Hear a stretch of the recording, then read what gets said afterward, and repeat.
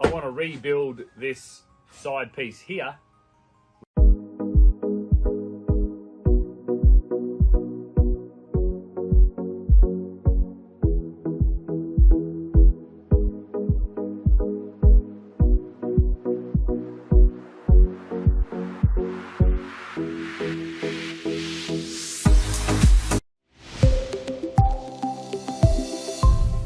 Hey, it's Grips, and as always, thanks for joining me.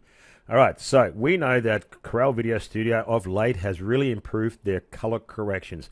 We have a host of ways to do color adjustments and color corrections. But for the beginner, this can be overwhelming and it is quite lengthy to understand. So in this tutorial, I'm going to show you some of the FX filters that can just do quick little adjustments, just enough to enhance your projects. Before I commence, the video that I was using in the intro was donated to me by Dana Made. Now, he's a woodworker that works with pallet wood. I myself am a DIY woodworker, and I follow all his content. So if you're into it, I'll put a link in the description. Thanks a lot, Mark, for letting me use your footage. Before I begin, I'm just going to do a very quick multi-trim edit. Now, I could have done this before, but I'm going to do this so just in case some of you don't know how that works. Right-click, multi-trim video. So what this does, you can take a very long, lengthy video and then do multiple trims in that, and then that's one hit. Normally you would do it in the beginning and it's called a single trim edit. This one's a multi. So as you can see, he comes in and it's a little bit fast motion, so it's a bit blurry. So I'm gonna just go to the point where I think it looks good. So now it's clear, set in point, and I'm just gonna let it play a little bit, enough so I can demonstrate how to use the FX filter. This is all I need. There's another section I also require for later on in the tutorial, how I'm going to isolate colors and then boost it up. And I believe it was around about the 2-minute 17 frame mark. Let's have a look. It should be roughly, maybe it's, yeah, 2 minutes. Sorry, what am I doing? All right, so and later on in the video, I'm going to show you how you can pop these colors like the yellows and the reds. So just make them really stand out. So here we go. In point. Just let it play. There you go. Out point. Now you can see I've got two videos. I'm ready to go. Bang. And this is what, well, let's just enlarge that. So you've got two individual clips here. For those who don't know how a multi-trim works, now you do. For the first filter, I only need this clip here, so I don't need this clip here. So I'm going to park it in the library. Now, if you don't know this little trick, I'll show you. Click, drag, release. It now puts a thumbnail. You can then delete that one because literally you have it now stored in your library. That's a cool little trick if you ask me. All right, so what we need to do here is we're going to make a very quick color adjustment. And all I'm going to do is use an FX filter from the new Blue series called Tint. And it's up here. I'm going to drag it and drop it. And instantly I have already now enhanced some of the colors. I can access it by double clicking it, go into the customize filter, and now I can adjust it accordingly. So I'm going to do the keyframe marker. Now what I want to do is come closer to more of a skin color, because as you can see, slightly red. I can do this. I can make a slight adjustment here so I can turn down the saturation, but then it drops all the colors. Now in my opinion, pink is closer than, say, orange. I'm going to use the eyedropper. Lordy, I forgot what it was called. Now, here's another little trick. If you're working on a notepad, most likely this is a very small window, and sometimes when you want to pick absolute white, it's difficult to get.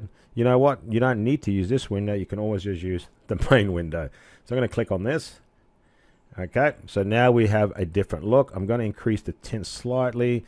Now what you can do here is you just play with the adjustments of the tint and saturation until you kind of get the feel that you're after.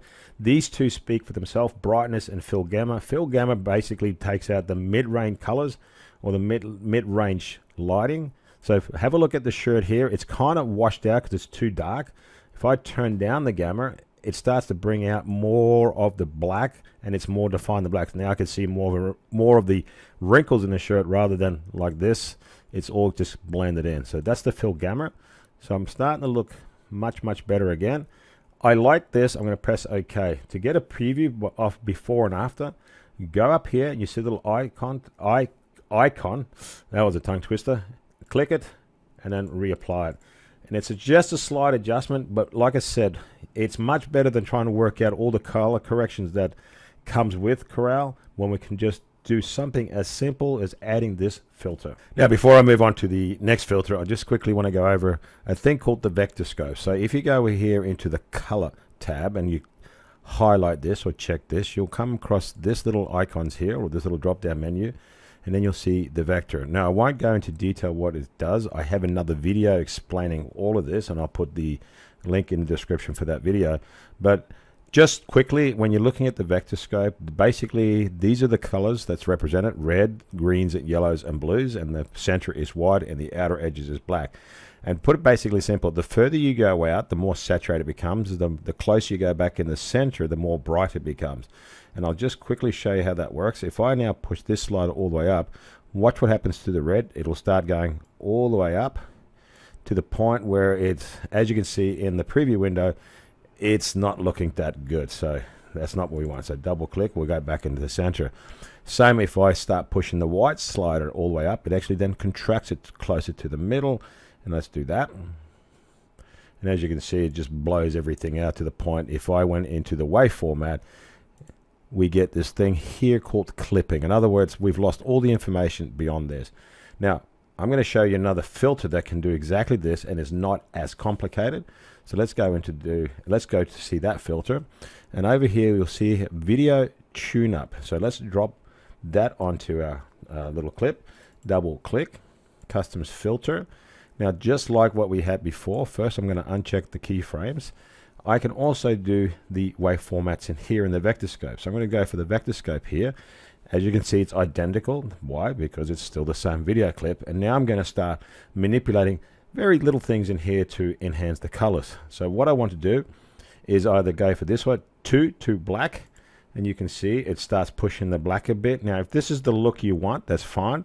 I can also go into my Vectorscope and see that it's pushed a little bit too high and it's going towards the clipping or the saturation. So what I can do, I can dial down the saturation slightly to get that look.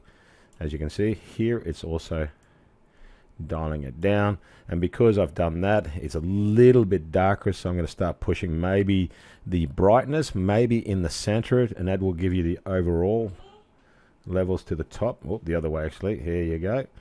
And there you go. So now I've completely changed it just by making two slight adjustments, and that's all we needed. So let's press OK, and let's have a look at the before and after. I'll get rid of this. I forgot to uncheck that one. Let's have a look. Yes, let's go back to none. We don't want that. Press OK, and let's do the before and after. See? So in the original clip from Mark, it's not bad. It's just a little bit washed out, and by doing something like a video tune-up plus, we just pop a few more colors like the reds and the yellows, and there you go. The last filter I will show you is called Color EQ. And what does it do? Well, I'm glad you asked. Instead of me talking about it, I will just show you. So double click, drag and release, and this time we can just click on the star, filter, Color EQ, double click, or this way, it makes no difference. First thing I'm going to do is remove the keyframes, and I'm going to reset everything to none. All, or most, I think, New Blue filters will have this option to reset it to none. So what does it do? Well, let's say I just want to highlight the color red. So I'm going to invert everything first. I'm going to get the eyedropper and then select red. What I'm going to do now is desaturate everything, but the only color that won't desaturate is red, because I've set basically the program, do not touch the red. So I'm going to go down. Now watch this. I'm going to go now up in range. So only the red will start to appear. And just keep pushing it up until you're happy with it. Now notice that his face is also starting to chime in a little bit red. So we can tweak these a little bit until we get more or less the effect that we want. It's not going to be perfect because I can't get everything to be neutral except for the red items, but I'm pretty damn close on this one. So let's have a look.